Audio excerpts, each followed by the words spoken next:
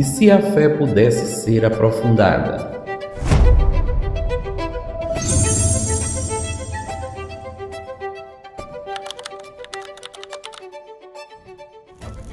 Um ano atrás, uma pergunta deu início a uma jornada.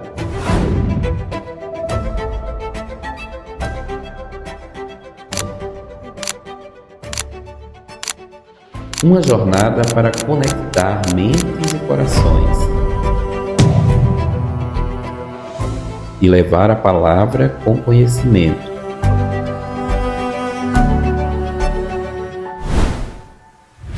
Para celebrar, preparamos um episódio especial, uma conversa sobre tudo o que aprendemos e o que o futuro nos reserva.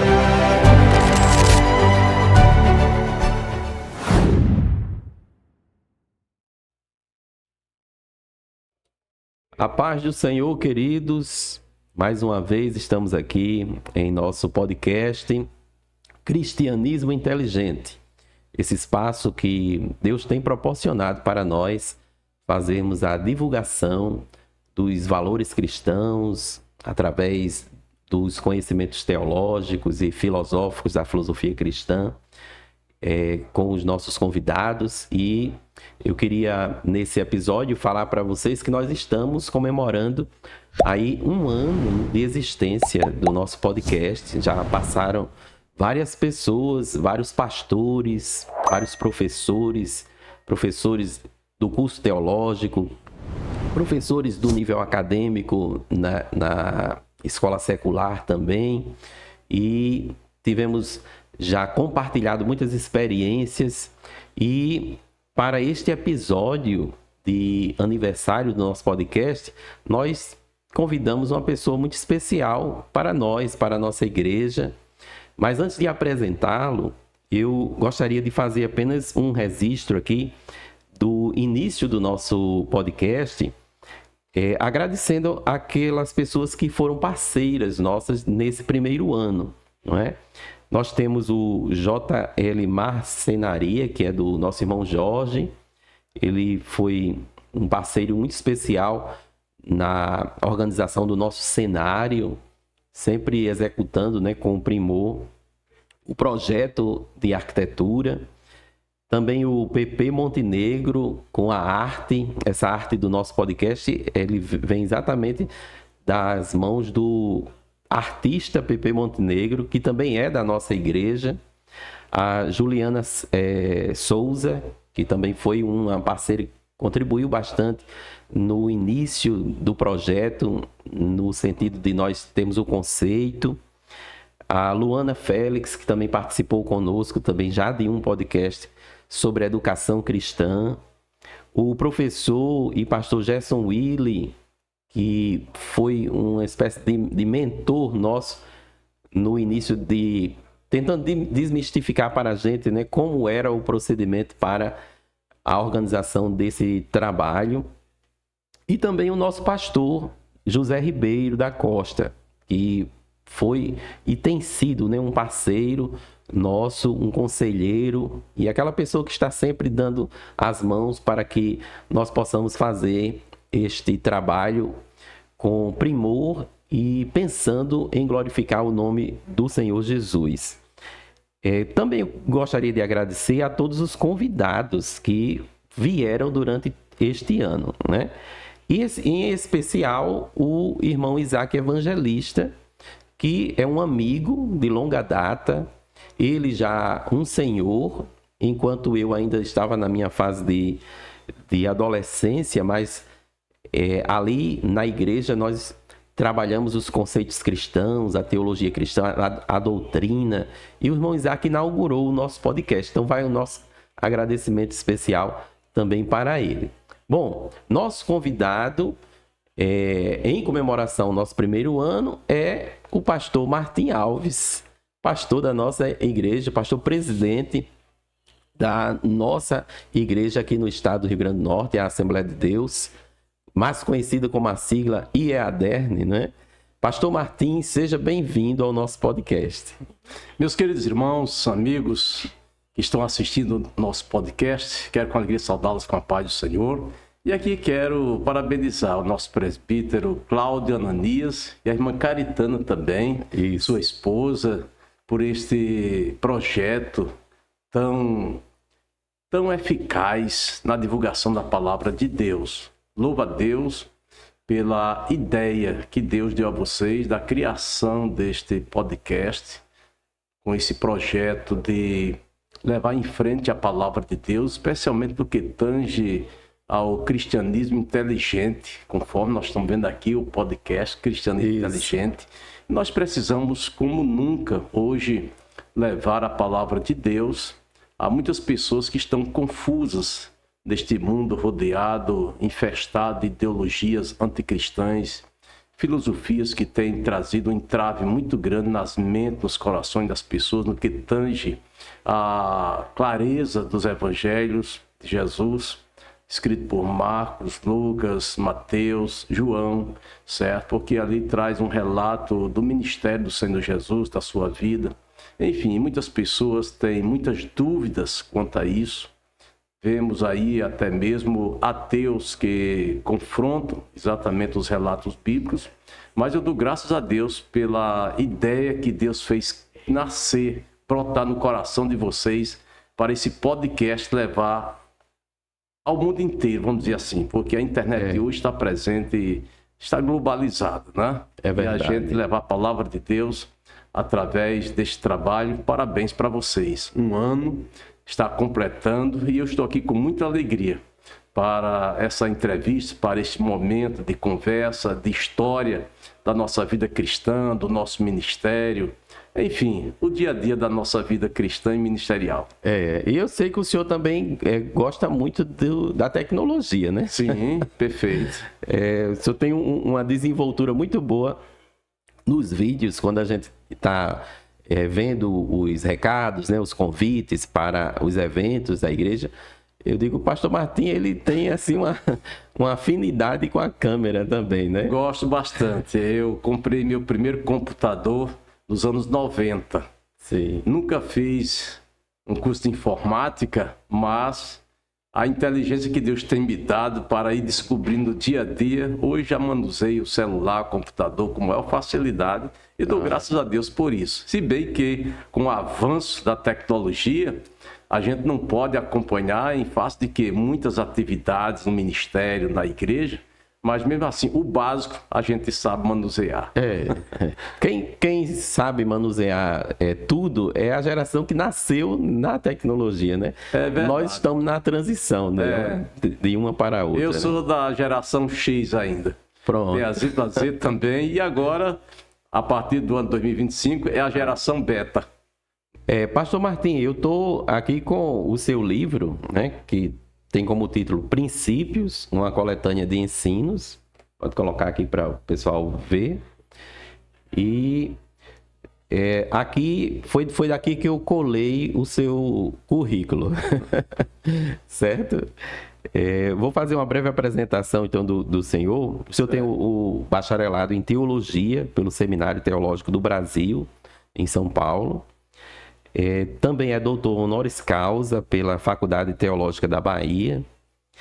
Tem uma licenciatura em Letras e um bacharelado em Ciências Jurídicas e Sociais pela UERN, a Universidade do Estado do Rio Grande do Norte. Então, nós somos colegas então, de universidade, viu? Eu também tenho uma formação lá. E também o senhor pastoreou algumas igrejas no nosso estado, né? Em algumas cidades do nosso estado. Além da primeira experiência que foi no estado do Amazonas, não é isso? Exato. Acho que o município de São Gabriel de Cachoeira. Da Cachoeira. Pronto. Então, esteve lá, depois o senhor, quando retornou para o Rio Grande do Norte, pastoreou na cidade de Equador, depois em Santana do Matos, depois em Serra do Mel, depois Mossoró, que aí foi quando passou um bom tempo, 19 anos, né? De 1993 a 2012. E de Mossoró o senhor veio para Natal com o encargo maior. Maior responsabilidade, bem maior, já estou no 14º ano aqui. Pronto, já entramos no 14º ano, né? como presidente da IEADER, né? Mas, pastor, tudo tem um começo. No caso, me diga de onde é que o senhor é. O senhor é daqui mesmo, é de outro estado, de que cidade? Me fale sobre a sua infância. Eu nasci no dia 27 de maio de 1953, no sítio Sabugi, uma comunidade rural a 18 quilômetros de Caicó, lá no Seridó, né? Sim. E de uma família de agricultores, meu pai, minha mãe. Eles tiveram 5 filhos e um aborto. Desses 5 filhos, apenas 3 sobreviveram. Momento difícil. Em 1950 nasceu meu irmão mais velho. Em 1951 minha irmã, Maria Odete. E eu nasci em 1953.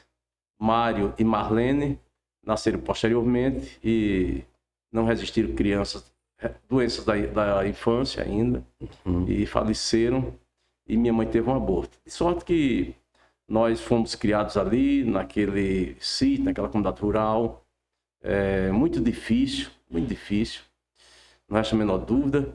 E veio a seca de 1958, e meu pai saiu de casa, e não sabemos para onde ele foi. Minha mãe, que tinha muito cuidado, muito zelo conosco, ela disse: bom, se ficarmos aqui, vamos morrer de sede e fome. Nós vamos arriscar a vida para Caicó. Então, em 1958, ela nos trouxe para Caicó. Minha avó, que era viúva, nos acompanhou também. E viemos para Caicó e lá nos estabelecemos. 1960, chega a Assembleia de Deus em Caicó, pastor Raimundo João de Santana, saudosa memória. Sim. E minha mãe aceita Jesus como Salvador, e ali foi a base da nossa formação cristã evangélica. Então o senhor tinha quantos anos mais ou menos nesse período? 6 anos. De contato inicial com o evangelho. Exatamente. 6 anos, já ia para o culto da rua Quintino Bocaiúva, no bairro Paraíba. Trabalho iniciante. O pastor Raimundo Santana, na época, tinha 36 anos. Olha. E a gente estava se congregando ali, naquele prédiozinho alugado. Muito difícil, por sinal, porque havia uma hostilidade, uma perseguição muito grande aos evangélicos. Mas, mesmo assim, o pastor Raimundo Santana foi muito resiliente. Quem tem vocação divina não volta atrás, né? Isso. E ele prosseguiu com o trabalho, passou 11 anos em Caicó, construiu o templo da nossa igreja em Caicó, na rua Joel Damasceno, até hoje está lá, se bem que hoje está reformado.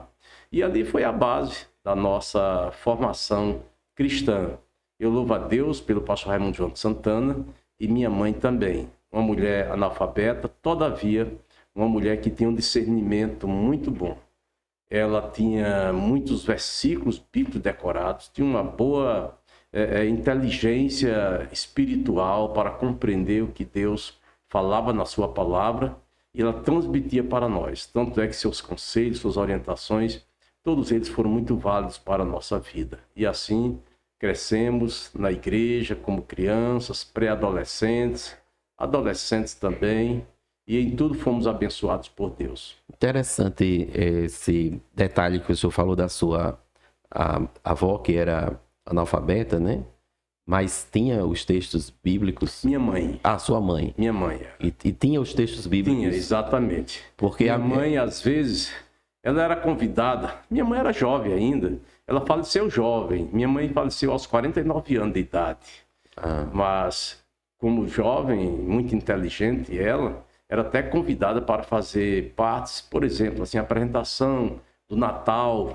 Ela decorava os versículos bíblicos. Ela tinha uma inteligência extraordinária, uma capacidade de armazenar a palavra de Deus no coração e transmitia para nós, ainda crianças, né? E ela ia exatamente fazendo as citações bíblicas dos versículos bíblicos, dando uma interpretação, claro, dentro da ortodoxia cristã, e nós fomos absorvendo tudo aquilo. Porque o senhor falando aí, eu me lembrei que a minha avó, né?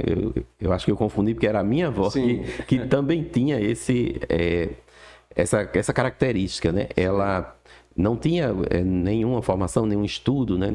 E não sabia ler realmente nada, mas ela tinha muitos capítulos da Bíblia de cor, né? O Salmo 46, o Salmo 23, esses textos assim, mais clássicos, ela citava completo, né? Verdade. Minha mãe, ela era analfabeta, como já disse, repito, mas ela tinha uma capacidade muito grande de decorar os salmos, as histórias dos evangelhos, o ministério de Jesus Cristo, as doutrinas do apóstolo Paulo. Ela ia aprendendo na igreja. Minha mãe ia para o culto matutino, minha mãe ia para o ciclo de oração, para os cultos de oração, culto de doutrina. Era uma aluna assídua e frequente à escola bíblica dominical. E tudo aquilo ela absorvia e transmitia para nós em casa. E era muito bom aquilo. Eu louvo a Deus porque minha formação cristã, ela foi muito bem aplicada à minha vida, ao meu coração, por uma pessoa altamente inteligente e espiritual, que era minha mãe, uma mulher de oração. Agora, pastor, já fazendo um salto, assim, no caso da sua profissão, né?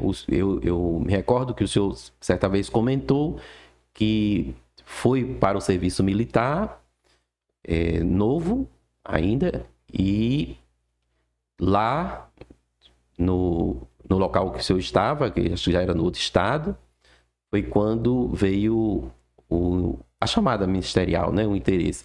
Mas me conte aí essa passagem, essa sua inserção na vida militar, né? E depois o encaminhamento, né? Para o ministério. Como pré-adolescente e adolescente, eu sempre fui um bom evangelizador. Ali em Caicó, uma cidade muito quente, no sertão, Potiguar, eu saía de casa evangelizando aos domingos, sol quente, com literatura. Ainda na pré-adolescência, meus 13, 14 anos, depois cheguei à adolescência e não desisti de evangelizar. Para mim era um gozo, uma felicidade muito grande. E me lembro de uma vez que eu cheguei em dia de domingo e em casa eu olhei, pensei no futuro. Como será meu futuro? Aí encostei a cabeça na parede e fiz uma oração. Senhor, eu quero que o Senhor me dê a certeza de como será meu futuro. Fiz aquela oração com lágrimas e Deus, na verdade, falou comigo. Meu projeto pessoal era ser advogado ou militar. E aguardava chegar aos 18 anos para me incorporar no Exército. Queria o Exército. E foi exatamente quando completei 18 anos, me apresentei no Exército, fui incorporado, graças a Deus. Fiz o curso de soldado, depois fiz concurso para cabo, passei também. Veio um curso de informática pela Olivetti, um técnico da Olivetti veio de João Pessoa, ministrar esse curso lá em Caicó, no quartel. E eram 6 alunos, 3 oficiais e 3 praças. E desses 3 praças, eu era um dos tais. E, para a glória de Deus, eu passei em primeiro lugar. Olha. Passando em primeiro lugar, o comandante do batalhão, que era coronel, ele me chamou e disse, olha, o batalhão está sendo transferido para o Alto Amazonas, São Gabriel da Cachoeira, e nós precisamos da sua pessoa lá, para trabalhar conosco lá. É que você me disse. Eu digo, eu vou consultar minha mãe. Aí fui consultar minha mãe disse, bem, meu filho, você decida, ore ao Senhor e peça a Deus a direção. Então fui orar ao Senhor e Deus me deu a orientação para ir. E fui em 1974, no início do ano, 74, fui para lá. São Gabriel da Cachoeira é uma cidade que fica à margem esquerda do Rio Negro, a 900 quilômetros de Manaus, já fronteira com a Venezuela e a Colômbia. Lá só tinha nativos, os brancos estavam chegando naquele momento. Por quê? Sendo batalhão... É um local que se chega de barco? De barco ou de avião. De avião.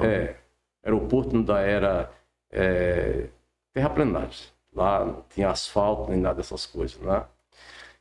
E verdade é que me preparei para ir. Era o batalhão de engenharia. E nós fomos trabalhar também na Perimetral Norte. E uma coisa eu propus no meu coração. Fiz um estudo de que São Gabriel da Cachoeira não tinha igreja evangélica. e propus no meu coração de plantar uma igreja Assembleia de Deus naquela cidade. Aquele ardor de evangelista Exatamente. de Caicó permaneceu. Estava presente no meu coração. E eu fui, né? Quando cheguei lá, vi a cidade, sob o domínio da prelazia do Rio Negro. O prelado era um italiano, e lá havia um convento também, tinha muitos sacerdotes, freiras, e a cidade toda era dominada pelo catolicismo romano.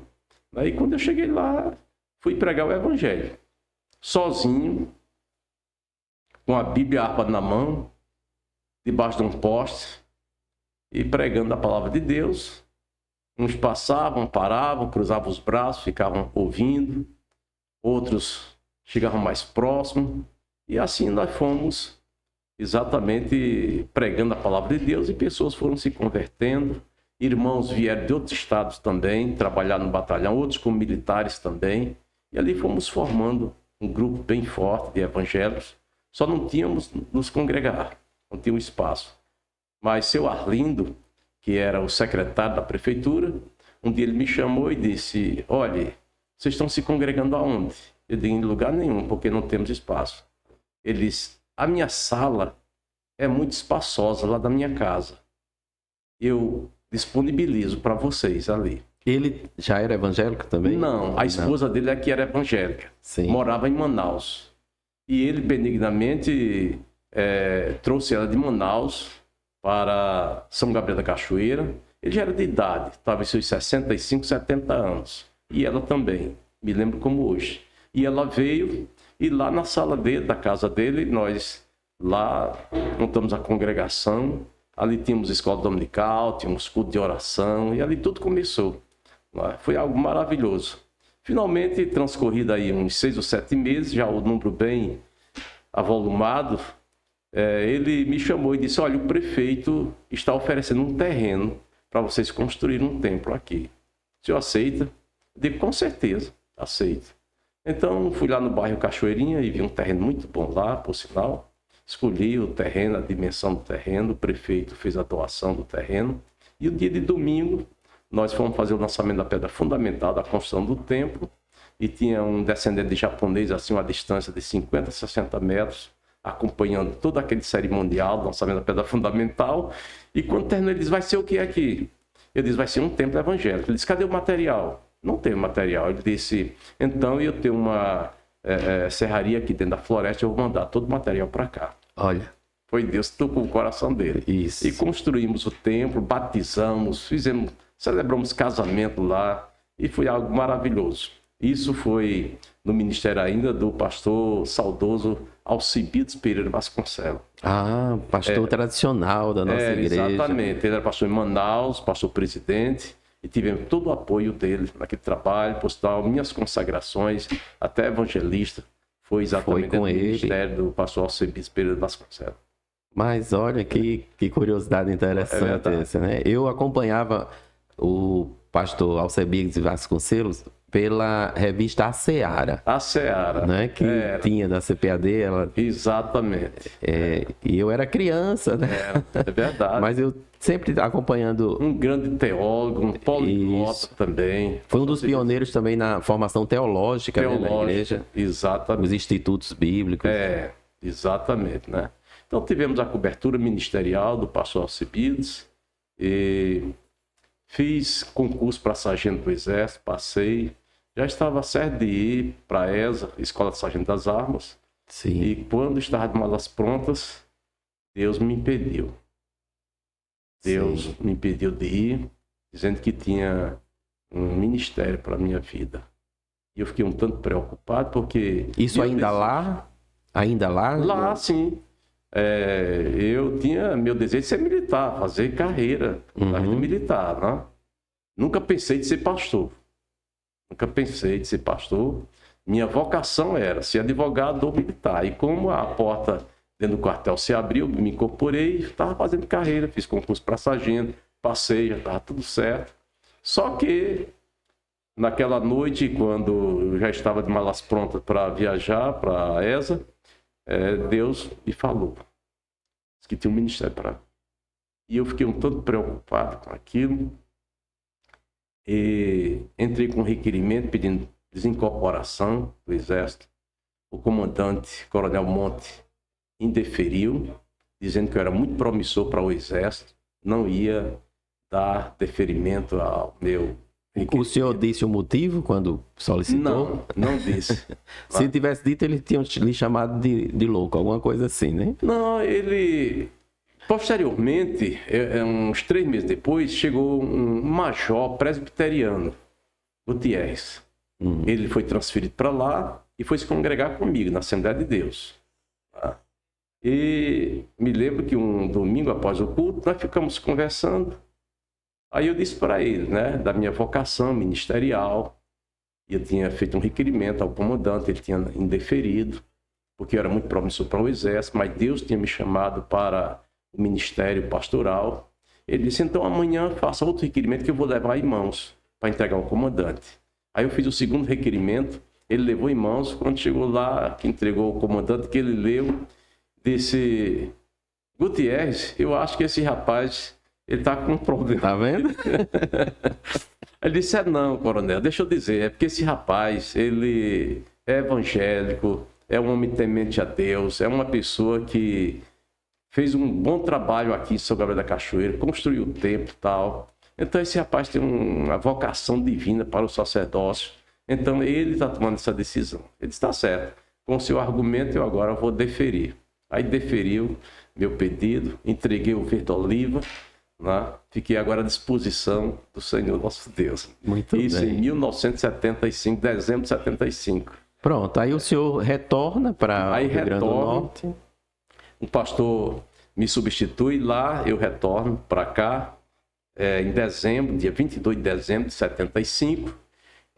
Dia 20 de janeiro eu venho para aqui para a convenção do nosso estado e o pastor João Batista da Silva, de saudosa memória, me designa para a cidade de Equador. Eu tinha apenas 22 anos de idade, fui para a cidade de Equador, uma cidade pequena, fronteira com a Paraíba, um templo que estava construído somente coberto com as paredes e as portas, nada de acabamento, e 7 crentes. É isso que tinha lá. E eu fui para lá. Mas isso não foi nada não, porque o senhor já vinha lá de Cachoeira. Já vinha do São Gabriel da Cachoeira. Quando eu deixei São Gabriel da Cachoeira, nós ficamos com mais de 40 membros a igreja. Igreja muito boa, sabe? Um povo muito ativo, evangelizador. Uma certa feita, nós fomos evangelizar descendo o Rio Negro, talvez uns 6 ou 7 quilômetros, lá no assentamento da EIT. E foi um culto muito bom, muitas pessoas ali ouvindo a palavra de Deus. E na volta, a gente vinha numa canoa, chamada voadeira, porque tinha um motor atrás, né, e levava 5, 6 pessoas. E eu posso me lembrar, naquela noite, um irmão pediu uma carona para subir com a gente até a cidade, e foi no meio daquela escuridão do Rio Negro, pelas ribanceiras, que veio uma onda tão forte que quase que a gente era... sabe? Naufragava ali, mas aí a gente tinha uns canecos lá, uns copos, e a gente começou a orar, e com os copos tirando água de dentro da voadeira, e finalmente Deus nos deu livramento. E interessante que eu estava na voadeira de paletó, de gravata, de sapato e de Bíblia na mão. Imagina, né? Caindo dentro do rio. Mas foram grandes livramentos que Deus nos deu ali, graças a Deus. E louva a Deus, por isso já tinha essa experiência. São Gabriel da Cachoeira, já tinha efetuado batismo de irmãos lá, casamento civil com efeito religioso, e muitas coisas. E quando eu assumi Equador, automaticamente já vinha com essa experiência de uma igreja que foi plantada por mim e que passei por essas experiências pastorais. Aí o senhor passou um tempo, 1 ano, 2 anos em Passei 2 anos em Equador, solteiro ainda. Sim. Solteiro ainda, evangelizei muito por ali, ganhei muitas almas para Jesus. Naquela época a gente não tinha bujão, lâmpada, bujão, era um lampião. Lenha, né? Uma lamparina. Sim. A gente ia celebrar os cultos com uma lamparina, porque não tinha.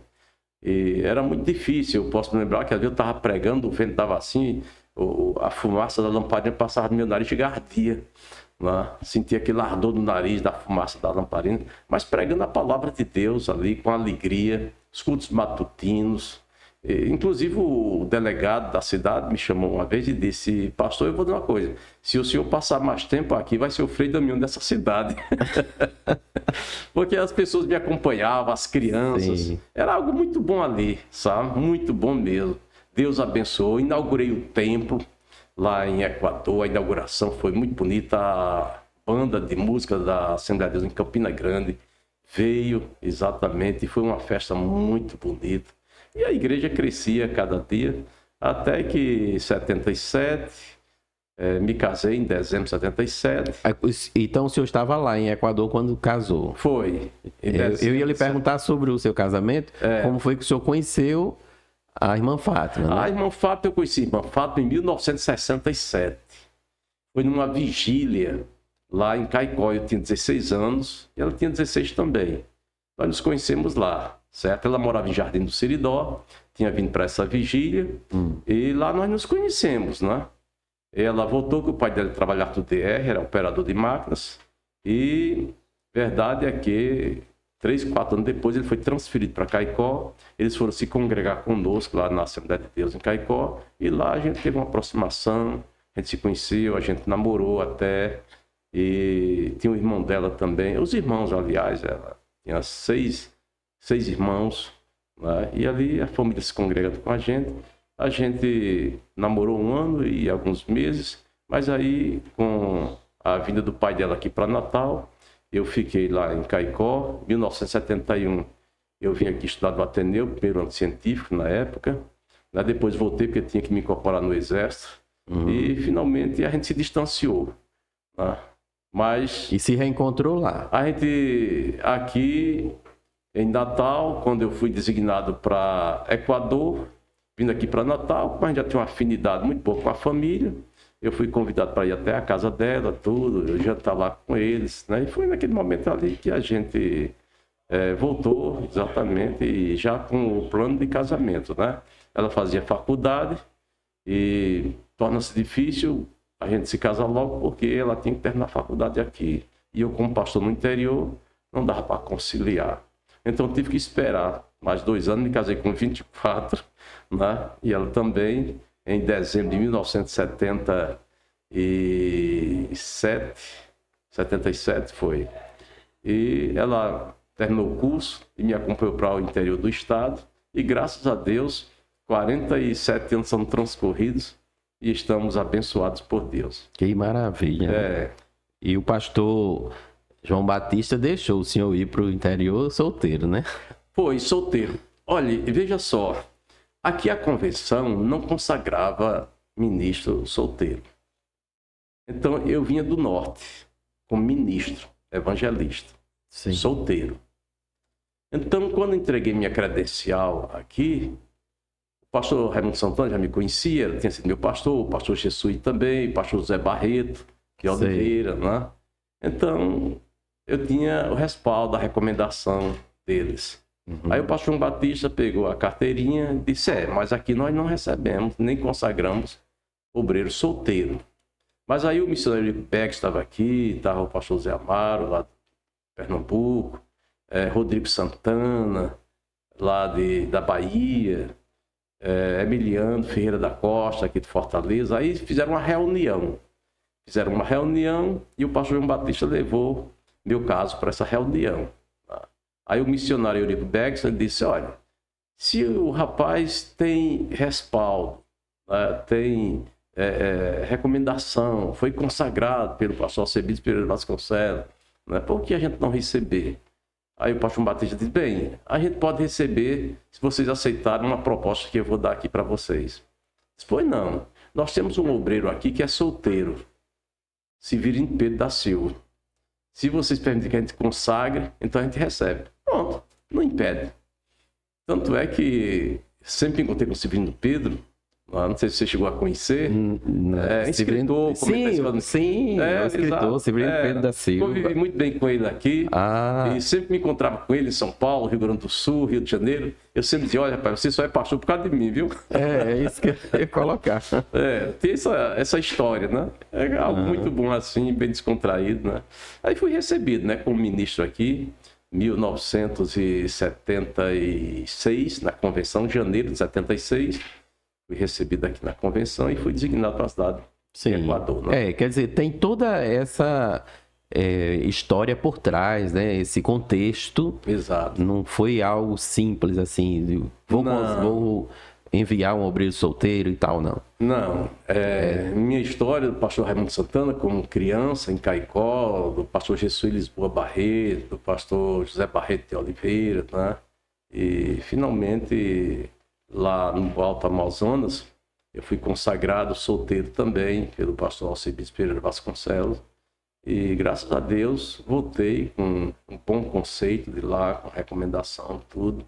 E aqui o pastor João Batista só colocou essa dificuldade de receber porque não se consagrava. Mas mesmo assim o missionário Rico Beck disse, não há impedimento não. Se o rapaz ele é bem recomendado, tudo, é trabalhador, tem vocação divina, então por que não receber? Pronto. Aí eu fui recebido naquela mesma convenção. Severino Pedro foi consagrado também a ministro. Aí ficou a dobradinha. Isso. Foi. Só tinha 2 ministros solteiros aqui no estado. Era eu e o pastor Severino Pedro. Aí quando o senhor sai de Equador e vai para Santana do Matos, já foi casado. Eu me casei em dezembro e em janeiro fui transferido para Santana do Matos. Pronto. Interessante é que o prefeito lá de Seu Marcelino, lá de Equador, ele me chamou uma vez e disse... Você vai se casar, né? Eu digo, vou. Ele disse que sua esposa está terminando a odontologia. Eu digo, sim. Ele disse, pois se você ficar aqui, já tem um emprego para ela certo aqui. Eu digo, tá certo, que bom, né? E a verdade é que me casei em dezembro, dia 23 de dezembro de 77. Em 78, janeiro, fui transferido para Santana do Matos. E em Santana do Matos, na minha posse, estava o presidente do Sindicato dos Trabalhadores Rurais, que sabendo que irmã Fátima era dentista, já convidou para ela trabalhar. Pronto. Deus foi abrindo portas. Foi abrindo, né? É verdade. Passamos 6 anos em Santana do Matos e graças a Deus em tudo fomos abençoados em Santana do Matos. Abrimos congregações, batizamos lá, foi algo assim maravilhoso. Tem todo um histórico dentro de Santana do Matos, não somente na área evangelística, mas também na social, nos destacamos, tanto é que a Câmara Municipal me convidou para ir receber o título de cidadão santanense, né?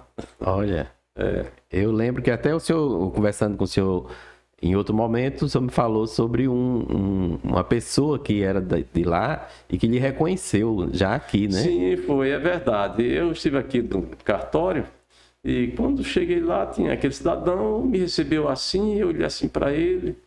Ele disse, não está me reconhecendo não. Eu digo, não. O senhor foi meu professor de matemática em Santana do Matos. Está com mais de 40 anos. Olha aí. E ele me reconheceu na hora. E eu tive assim uma ligeira ideia de que eu já tinha o visto, né? Mas naquela época, adolescente, e agora é um cidadão de 50 e poucos anos, né? Mas foi muito bom. Santana do Matos, Deus abençoou em tudo, o trabalho ali. Fizemos trabalho social, fizemos trabalho... Inclusive, eu até fui convidado para ensinar no Colégio Padre João Teotônio. E aproveitando a habilidade que eu tinha para ensinar a língua portuguesa, matemática e religião, estava ali presente. Causou até um certo impacto, por quê? Porque a cidade era tradicionalmente católica e o colégio era o Padre João Teotônio. E o professor de ensino religioso... De religião era o um pastor. E aquilo teve um impasse muito grande, mas o diretor se posicionou muito firme, muito forte, e disse, olha, eu desafio a qualquer um aqui que saiba mais religião do que o pastor Martin. Então ele é a pessoa credenciada. E assim foi. E dou graças a Deus por aquele homem a quem Deus usou para isso. Né? Hoje eu encontro pessoas aí crentes na nossa igreja, que foi meu aluno lá, Santana do Matos. Que bênção. Isso para mim é maravilhoso. E aí que a palavra de Deus não volta vazia. Exato, né? É verdade. Aí de Santana do Matos, Serra do Mel. Aí de Santana do Mato, 1984, pastor João Gomes da Silva, saudosa memória, me convida para Serra do Mel. Serra do Mel. Eu tinha feito vestibular aqui na Universidade Federal, em 1980, e tinha passado.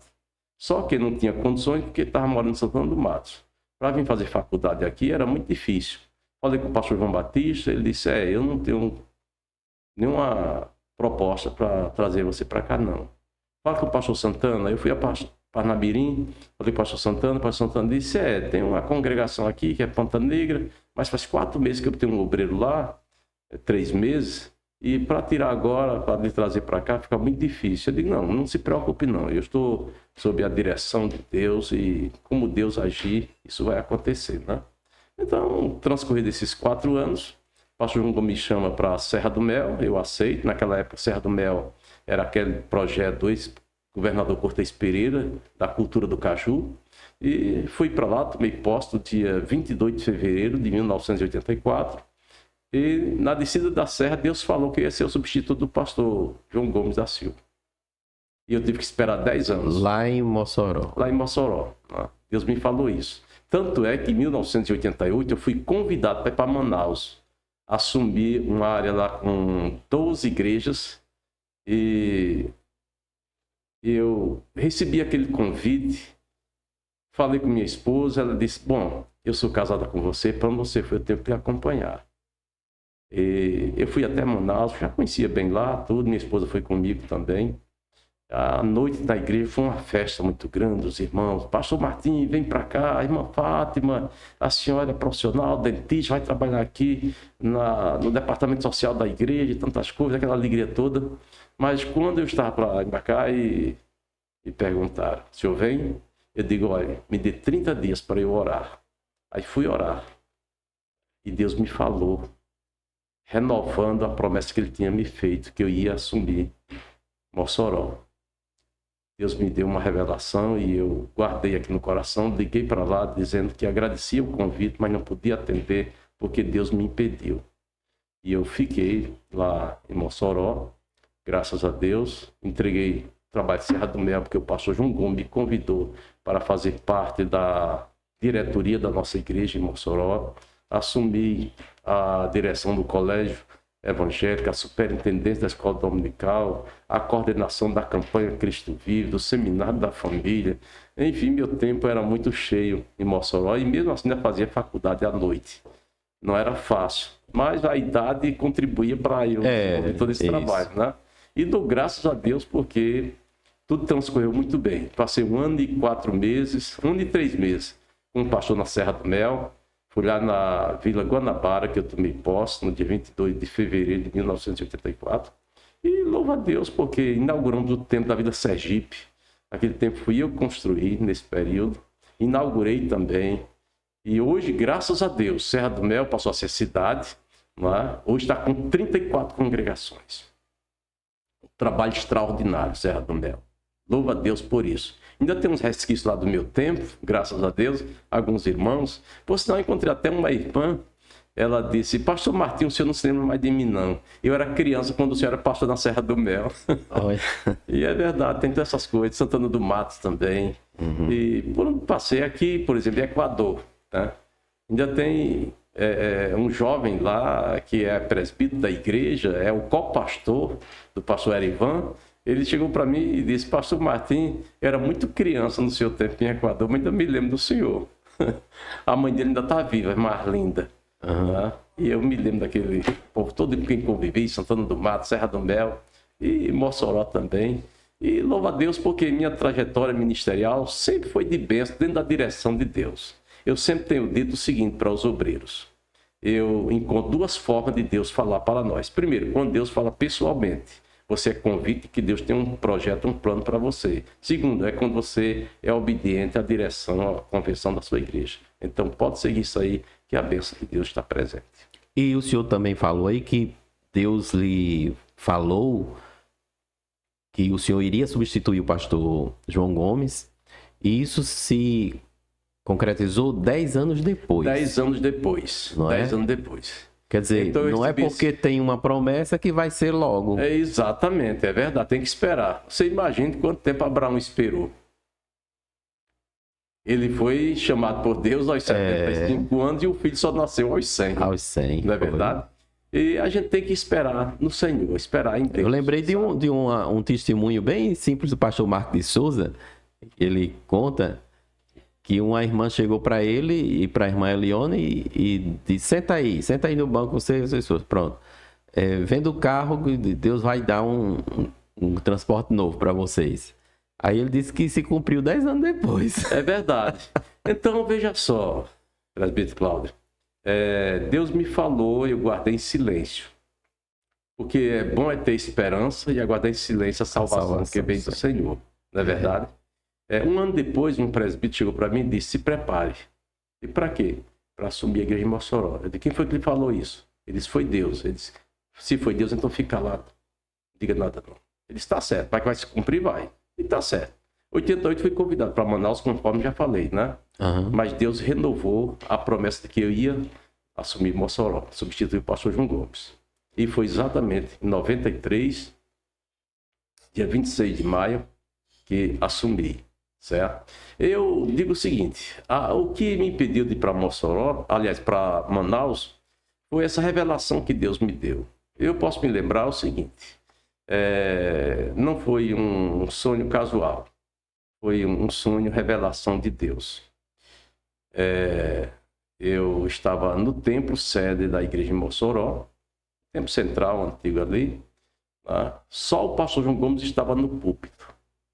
E nós, pastores, estávamos no subpúlpito. E o pastor João Gomes se despedia da igreja. Se despedia da igreja e dizia, agora quero chamar meu substituto, que não foi escolhido por mim, foi escolhido por Deus. Eu quero convidar o pastor Martim para vir até aqui. E eu saía do subpúlpito até levitando. Subia ao púlpito superior e quando chegava lá, ele se sentava, eu saudava a igreja com a paz do Senhor, abria a Bíblia, exatamente em Lucas 4. Em verdade vos digo que hoje se cumpriu estas escrituras em vossos ouvidos. Aí despertei. Foi a forma que Deus me falou que a promessa estava viva, a promessa estava de pé. Sim. E foi exatamente no dia 26 de maio de 93 que eu assumi com 39 anos. A Assembleia de Deus em Mossoró, a segunda igreja do Estado. Tudo acontecendo novo, né, pastor? Exatamente, é verdade, né? E interessante é que quando eu assumi, 15 dias depois, Deus me deu duas revelações.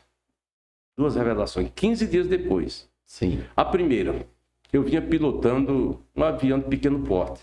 Um avião da Embraer. Um bimotor. Eu aterrissava no aeroporto e quando chegava no saguão, lá estava um homem fardado, azul, gravata azul, com cap azul também.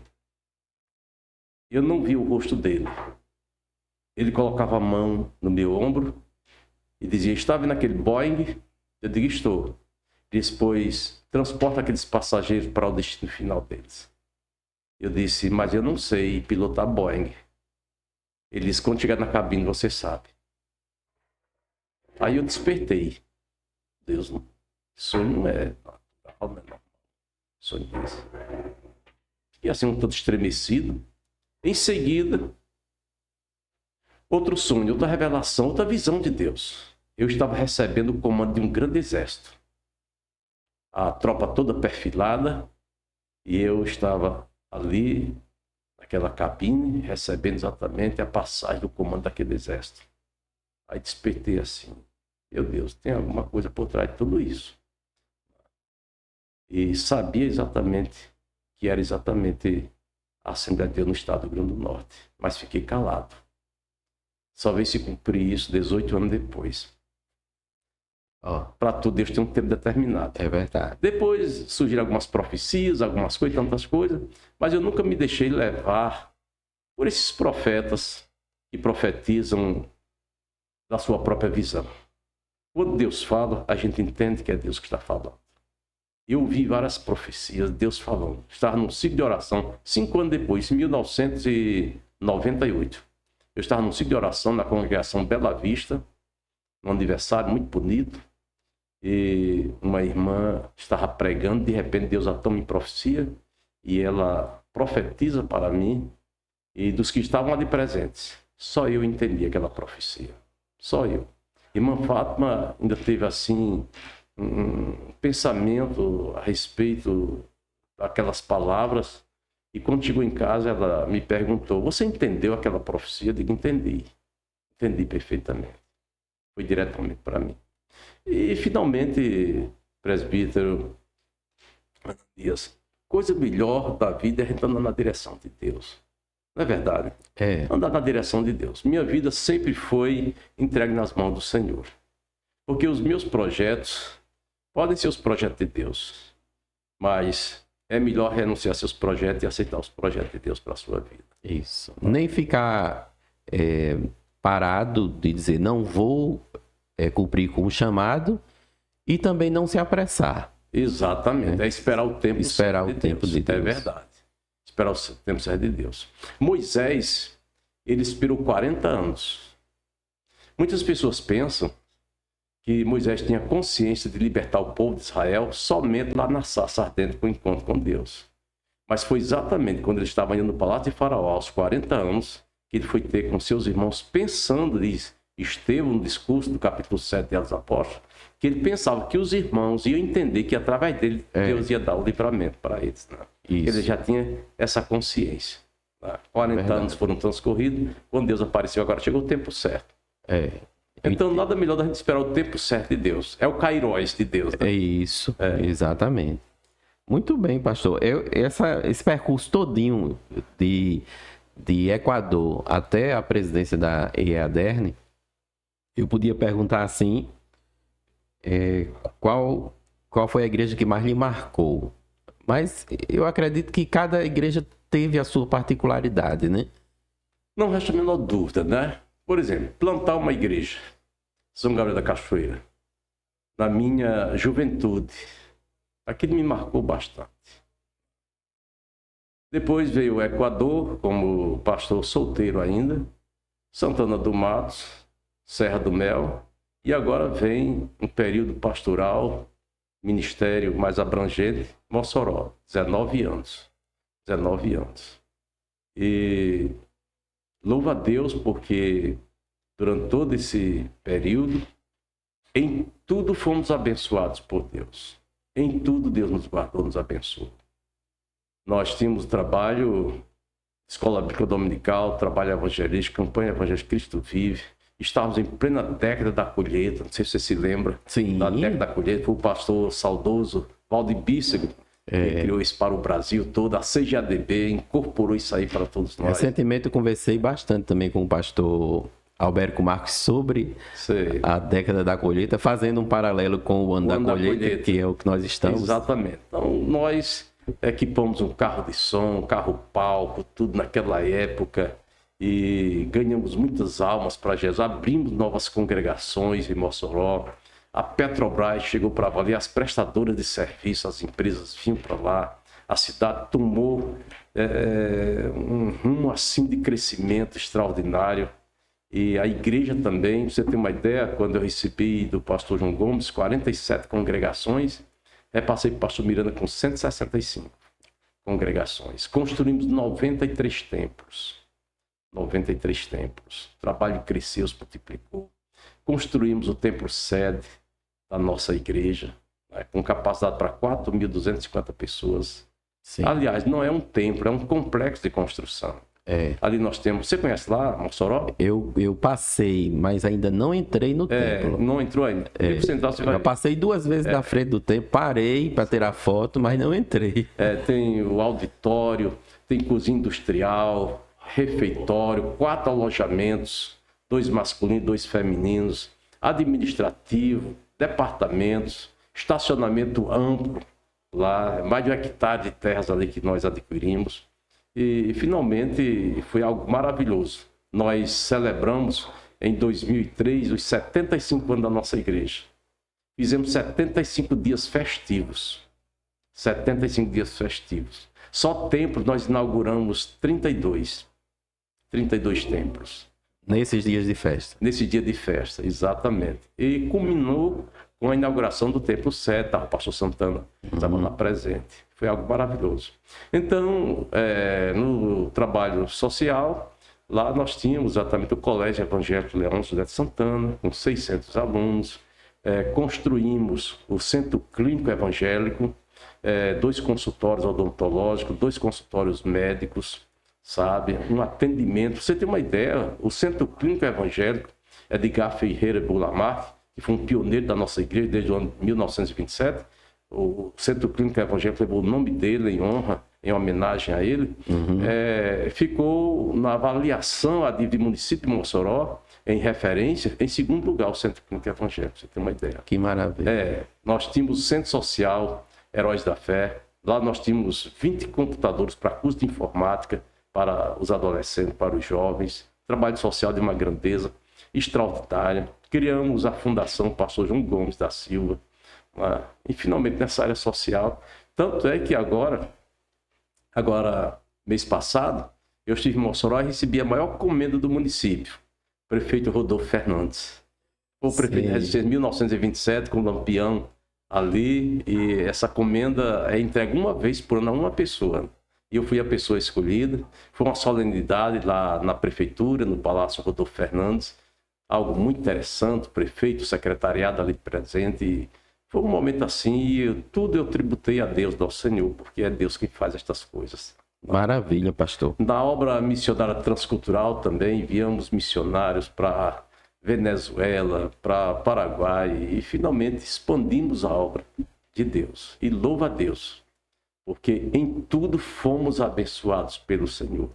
E tenho mais a dizer o seguinte, que estou aqui em Natal hoje com essa responsabilidade tão grande de presidir a convenção e a igreja por um propósito de Deus. Porque, conforme eu já falei, em 1993, quando eu assumi, 15 dias depois, Deus me deu 2 revelações, mostrando que um dia eu chegarei aqui. E nunca pedi para ser pastor. Foi Deus que me convocou, foi Deus que me chamou. Nunca pedi para ser consagrado. Minhas consagrações vieram em decorrência das indicações. As coisas foram acontecendo. As coisas foram acontecendo, exatamente. É o que diz o salmista, entrega teus caminhos ao Senhor, confia nele. E ele que vai fazendo. Ele vai fazendo, exatamente. Nada melhor do que a gente navegar na vontade do Senhor. Não. É verdade. Pastor, nós já estamos caminhando para a conclusão desse nosso bate-papo, mas a gente podia passar aqui o dobro do tempo, né? Eu sei que o senhor tem história aí para muito tempo. Mas nessa conclusão, eu queria falar sobre a sua formação teológica, porque o senhor se formou em teologia pelo seminário que eu até comentei no início, o Teológico do Brasil, em São Paulo, mas o senhor também teve um contato importante com a nossa escola teológica, que é a STADEB. Sempre nas entrevistas eu tenho que colocar a STADEB no meio, né? É verdade. Que eu estou ali como professor, é verdade. E a gente sabe do valor, da importância que essa escola tem. E eu lhe dizia antes que a STADEB ela tem a minha idade, né? Sim, verdade. Ela nasceu lá em 1979. Quando você nasceu também. Exato. Mas o senhor teve uma participação, né? É verdade. Eu faço até a diferença, presbítero. Minha formação bíblica, sabe? Eu sempre fui aluno da escola bíblica dominical, desde criança. Como pré-adolescente, adolescente, jovem, escola bíblica dominical. Amante da escola bíblica dominical, certo? Então, sempre gostei. Tanto é que quando eu vim estudar aqui no Atendeu, fazer o primeiro ano científico, né, tinha um professor de história e ele deu enfoque à história do Oriente, do Egito, né, e quando ele entregou a prova para a gente fazer, naquele tempo era a prova, hoje é a avaliação, né? Quando ele terminou de entregar, eu estava entregando já para ele, porque eu já sabia tudo aquilo, né? Ele disse, mas o que é isso? Você já vai entregar agora? Eu nem li ainda para vocês acompanharem. Eu digo, não, tranquilo. Ele disse, olhe, cuidado, não quer olhar de novo. Eu digo, não, eu vou pegar o ônibus ainda e tal. Né? E finalmente tirei um 10, sabe? Mas sempre gostei da geografia, da história bíblica, da doutrina bíblica, sempre acompanhei isso aí, não. Agora, como ministro, eu fiz a nossa STEADEB, aqui em Natal. Foram 2 anos, curso básico. Depois fiz o bacharelado em teologia pela Escola Teológica de São Paulo. Sou doutor honoris causa pela Faculdade Teológica da Bahia. Né? E também fiz na UERN licenciatura em Letras e Direito. Né? Esses 2 cursos na UERN. Participei de algumas especializações, alguma coisa. Por sinal, quando terminei, em 1977, eu fui até convidado para ensinar na UERN. Eu disse, não, eu não deixo meu ministério por coisa nenhuma. Minha vocação é ministerial, não é para ser professor de universidade, não. Quando terminei meu curso de Direito também, Dr. Cícero Alves, que era juiz da 3ª Vara da Fazenda Pública, Mossoró, ele me chamou lá no gabinete dele e disse, pastor, eu vou te pedir uma coisa. Eu tinha o quê? 38 anos. Ele, eu vou te pedir uma coisa. O que é, doutor Cícero? Vai haver concurso para magistratura e eu queria que o senhor enobrecesse a magistratura no Estado, fizesse o concurso. Eu disse, doutor Cícero, eu não fui chamado para tribunal, eu fui chamado para o altar. Ele bateu na mesa. Tem uma diferença muito grande. É verdade, né?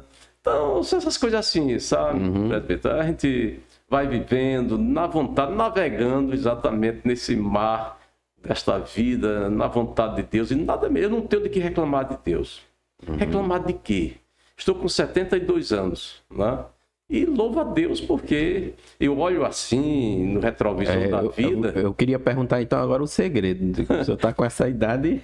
Pois é, olha assim no retrovisor da vida e veja a bênção de Deus, sabe? Meus projetos, abri mão deles para atender a vocação divina, né? E minha vida sempre foi na vontade de Deus. Sempre pedi ao Senhor.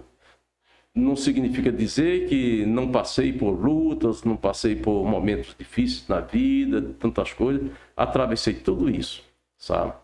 Andando por essa estrada, por essas estradas do oeste do nosso estado, naquela época muito perigosíssima, sabe? Mas à noite, 1h da manhã, com minha esposa no banco, as 2 crianças dormindo atrás, estradas esburacadas, né? Estradas perigosíssimas, sabe? E louvo a Deus, porque o Senhor me guardou em todas as coisas. Uma vez um elemento queria me matar em cima do púlpito, Deus não permitiu, sabe? Uma vez botaram uma emboscada contra mim, Deus não permitiu que aquilo acontecesse. Enfim, os livramentos de Deus. Né? Deus faz tudo isso, né? Então, só tenho que agradecer ao Senhor, porque realmente lá no Amazonas eu estive doente, 3 malárias. 3 malárias, né? Vi muita gente morrer, né? E graças a Deus, tive 3 malárias e estou vivo aqui, contando a história. Em tudo Deus me abençoou, né? Me guardou, me protegeu. Em voos ali pela floresta amazônica, de avião de pequeno porte, teco-teco, de barco, né? E tudo isso enfrentei e louvo a Deus porque em tudo Deus me guardou. Tenho viajado por esse mundo afora, pelas Américas, pela Europa, pelo Oriente Médio, pelo Extremo Oriente, né? Também já foi lá, Coreia do Sul, Japão, por lá. Tudo isso aí, e louvo a Deus porque em tudo Deus protegeu, Deus guardou, abençoou, sabe? E só fazendo uma retrospectiva aqui, que todo o meu conhecimento teológico e secular, tudo isso eu empreguei sempre na obra de Deus. Trabalho do Senhor. Seja Deus engrandecido por todas as coisas. Amém. Né? Minha formação na língua portuguesa, minha formação no direito, tudo isso... Em prol do reino. Exatamente. É verdade. Entendeu? Muito bem. Pastor, eu vou pedir para o senhor agora se dirigir para essa câmera aqui e trazer uma palavra de conselho, né? Para, depois de toda essa sua trajetória e começando novinho, né? E ainda com a cara de novo, né? Chegou na idade depois de 70, mas o corpo não acompanhou, não, viu? Para os novos obreiros, né? Os obreiros dessa geração, dê uma palavra de conselho. Eu só tenho a dizer para essa nova geração de obreiros, liderança da nossa igreja, que a Assembleia de Deus, ela tem uma história no Brasil de 114 anos e no estado do Rio Grande do Norte de 107 anos. Nós temos exatamente a Bíblia Sagrada como a nossa regra de fé e prática. A Assembleia de Deus, na sua origem, não tinha a teologia, mas tinha a Bíblia, estudo da palavra de Deus. Você tem uma ideia, a Assembleia de Deus foi oficializada no mês de junho de 1911. 2 meses depois, em agosto, a Assembleia de Deus aqui no Brasil já absorveu a Escola Bíblica Dominical. E dou graças a Deus porque a Assembleia de Deus, ela tem hoje, nesse alvorecer do século XXI, a Assembleia de Deus hoje é a maior igreja pentecostal do mundo, é o maior segmento evangélico brasileiro. As estatísticas mostraram agora, até com uma projeção para o ano 2035, de que os evangélicos vão ser maioria aqui no Brasil. Enfim, eu quero dizer para essa nova geração de obreiros, nossa liderança, de que realmente vale a pena a gente investir no conhecimento da palavra de Deus e ficar sempre à disposição da vontade de Deus. Nunca tomar nenhuma decisão sem consultar antes ao Senhor nosso Deus. Qualquer decisão a ser tomada na vida, busque ao Senhor. E eu tenho investido ao longo da minha vida na formação da liderança da nossa igreja. Essa nova geração de obreiros que está aí presente, todos os obreiros aí, eles têm um fundamento muito bom teológico, porque lá por onde passei, sempre estava ministrando a escola dominical, sempre estava promovendo escola bíblica para obreiros. Em Mossoró nós tínhamos a EBORN, nós tínhamos a ESBON, que era a escola bíblica para obreiros em Mossoró, e tínhamos o dia do dirigente de congregação também, que era exatamente o trabalho, chamava nossos irmãos aqui do Brasil, muitos deles foram para lá, liderança da nossa igreja. O pastor Antônio Gilberto chegou a passar uma semana conosco, lá em Mossoró, e pastor Ezequias Soares, e tantos outros pastores estiveram conosco, sempre a gente orientou da palavra de Deus, e nessa preocupação e nessa visão de formatar na mente da nossa geração de obreiros, é que eu propus escrever este livro, Princípios, que mostra exatamente uns ensinos nessa coletânea para os nossos obreiros, mostrando exatamente o que é a Assembleia de Deus, o que é a Bíblia Sagrada e o que é ser um ministro do Senhor nosso Deus. Certo? Então, eu digo para essa nova geração, leia a Bíblia, estude a Bíblia e pratique a Bíblia. Isso é de capital importância. Não adianta só ler. Eu já estou lendo a Bíblia pela 42ª vez. Anualmente eu leio a Bíblia toda, certo? Meu devocional, tanto a leitura bíblica como a minha vida de oração, isso aí para mim é imprescindível na minha vida ministerial e cristã. E digo para os obreiros, leiam a Bíblia, reflitam na Bíblia e pratiquem a Bíblia. Isso é importante. Invistam no conhecimento também. Adquiram bons livros. Façam cursos teológicos, desde que essas escolas teológicas sejam recomendadas por nós. Porque hoje há muitos teólogos, professores aí nos seminários, nos centros acadêmicos de teologia, que são teólogos liberais, o que tem trazido um prejuízo enorme. Você veja a Europa como se encontra hoje. Sim, fruto da teologia liberal. Exatamente, secularizada. Então, tudo que nós queremos é que a nossa liderança, nossos obreiros, eles cresçam no conhecimento da palavra de Deus, na comunhão com o Senhor nosso Deus e invistam no conhecimento teológico. Por quê? Porque nós temos que dar resposta àqueles que estão nos questionando hoje a respeito da nossa fé. É o que diz Pedro 3,15 na primeira carta, né? Isso. Que devemos dar resposta da esperança que há em nós. Não é verdade? Apolo é um grande exemplo também para todos nós. Paulo nem se fala, um grande teólogo. Enfim, nós temos que formatar bem na mente, no coração desta liderança, porque o futuro vem aí. Se bem que estamos vivendo os momentos escatológicos, do cumprimento das profecias e dos fenômenos, dos acontecimentos que prenunciam o retorno do Senhor Jesus, mas se ele tardar um pouco, essa nova geração vai chegar por aí, os questionamentos vão ser grandes e nós temos que estar preparados, né? Exatamente à luz da palavra de Deus, porque a nossa fé passa pela razão também. Sim. Né? Temos que dar testemunho daquilo que nós cremos. É aquilo que Judas diz, né? Que nós devemos batalhar pela fé que uma vez foi dada aos santos. Batalhar pela fé, essa fé tem um conteúdo. E o conteúdo passa pelo nosso raciocínio, passa pela razão. é explicar a razão de todas as coisas, né? O senhor falou aí no nome do pastor Antônio Gilberto, eu me lembrei de uma frase dele sobre a Bíblia, né? Ele disse que a Bíblia tem que estar no coração para ser amada e na mente para ser estudada. Para ser estudada. E no dia a dia para ser praticada também. É verdade, viver a palavra de Deus. Então essa palavra que eu deixo para essa nova geração de obreiros, para a liderança da nossa igreja. Por sinal, a EBD em síntese. Sim, esse mega evento, né? É uma fonte de conhecimento para aqueles que querem investir no ministério que Deus tem lhe concedido. Se eu recebi um ministério de Deus, por que não investir para fazer melhor a obra de Deus? Isso é importante, sabe? Muito bem. Pastor Martim, eu quero lhe agradecer imensamente, eu e a minha equipe do nosso podcast. O senhor abrilhantou muito esse trabalho que nós estamos fazendo e, como tudo que o senhor colocou aí em relação à sua vida, nós estamos fazendo sempre visando a glória de Deus, né? E o reino de Deus. E eu quero lhe agradecer e dando 2 lembrancinhas, certo?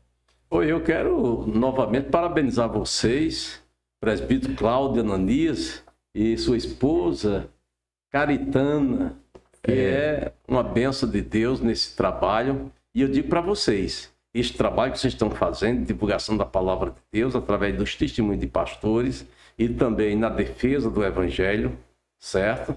Vocês vão ter recompensa de Deus por causa disso. Amém. Porque o investimento que nós fazemos no reino de Deus, nós temos recompensa. Não que pensamos recompensa, mas Deus que é gracioso, bondoso, misericordioso, Ele nos recompensa por aquilo que nós fazemos. Glória Jesus Cristo diz que nesta vida não receba 100 vezes tanto e no futuro a vida eterna. A vida eterna. É verdade. Amém. Agora eu queria que o senhor abrisse. Ah, sim. Com muito prazer farei isso, né? É do artista aqui, né? O presbítero Cláudio Ananias. Não, o artista da marca, né? Do nosso podcast. Ah, sim. PP Montenegro.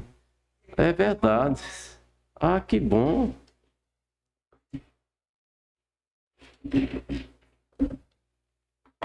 Ah.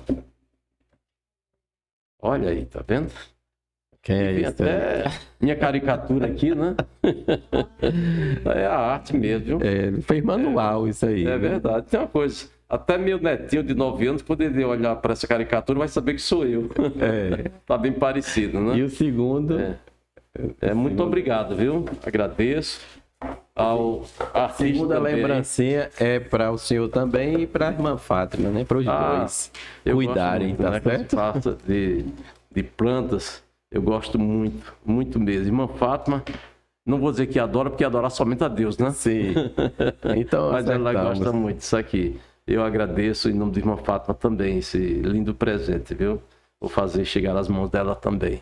Viu? Amém. E Deus recompense vocês por todas as coisas e vão em frente, sabe? Gostei muito aqui do podcast Cristianismo Inteligente. Isso. É verdade, inteligente. A nossa fé não é cega. A nossa fé, ela tem razão. Ela tem explicação. Isso. Ela passa pelo nosso raciocínio. Amém. Deus abençoe então a todos e aguardem os próximos episódios com as nossas novidades nesse 1 ano, né, de podcast Cristianismo Inteligente. Deus abençoe.